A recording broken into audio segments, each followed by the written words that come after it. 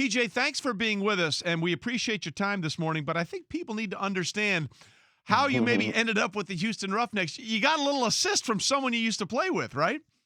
Yeah, absolutely. Andrew, he pretty much told his dad and was talking to his dad pretty much about me, throughout the process of everything that was going on before the XFL, launched. So that would be Andrew Luck, former quarterback of the Colts, whose father is Oliver Luck. Oliver Luck. I say PJ spent time with him in the Indianapolis Right. Colts from 2017 to 2019. And so now you get to the XFL, PJ, and we see some of the names build for this. Landry Jones, certainly some of the guys that we've seen coming into this that were big names. Yeah. But you've been one of the surprise stars through the course of what's it been like for you to really now be one of the major names associated with this new league? It's been great. It's just been a day-by-day process for me, taking it one day at a time and just trying to enjoy every moment of it, being back on the football field and just trying to embrace every moment with my teammates. That's the main part.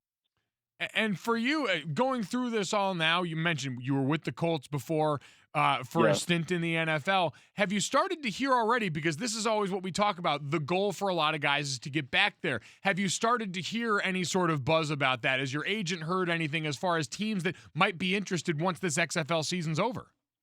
We haven't heard anything yet, so far yet. But hopefully eventually, down the line, down the season, opportunities will present itself, So I'm looking forward to the opportunities down the line. But right now, me just going out there and playing playing on the football field with the Roughnecks is most important right now. And again, you guys are off to a 2-0 start. You're one of the passing leaders in the XFL right now. A lot of experimental rules in the XFL, obviously favored toward the offense. What is the one rule you like the most in the XFL that you'd like to see maybe the NFL implement at some point? I would say the extra point. Always you can either go for 1, 2, or 3. It took me a little bit of time to adjust to it, but I feel like if you're down by 9 points, you're always still in the game. If you down by 9 points in the NFL, it's like a minute left, and you have no chance on winning that game. But in XFL, you actually have a chance. Talking to P.J. Walker with us, Houston Roughnecks quarterback on the Shell Pennzoil Performance Line. PJ, one of the interesting parts about this is some of the coaching names that we're hearing back in all this. You get a chance to work with June Jones. What's that offense been like for you, and what do you think it gives the quarterback as far as opportunities to shine? It gives them opportunities to shine in a whole bunch of space. Throw the ball up and down the field, and Coach June just does a great job with presenting his offense to the receivers, to me, to the quarterbacks. He does a great job presenting it and telling us how it's supposed to get done. He's very, very, I would say, detailed with what he do, and and he's smart, and he teaches us the right way. We have a long individual period based off of like the offense, and it's really for the receivers and the quarterbacks.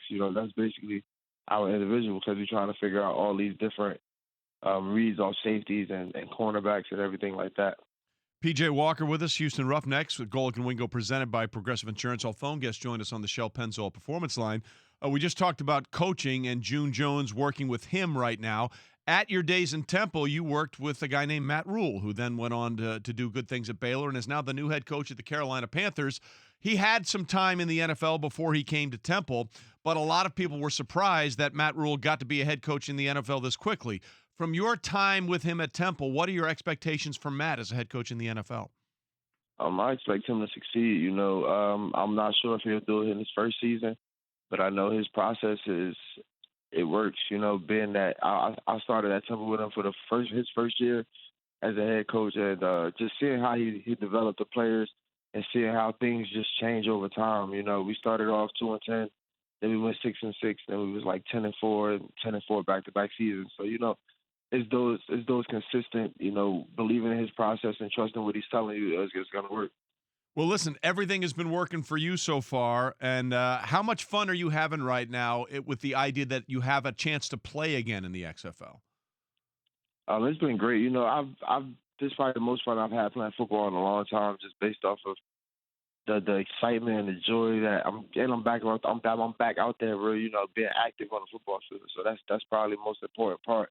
It's just going out there and having excitement. The same amount of fun is, bringing joy with my teammates and things like that.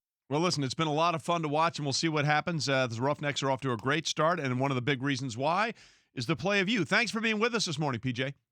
Thank you for having me. I appreciate it. Hi, everyone. Thank you for watching ESPN on YouTube. For more sports, more analysis, download the ESPN app. And for live streaming sports and premium content, subscribe to ESPN+. We'll see you there.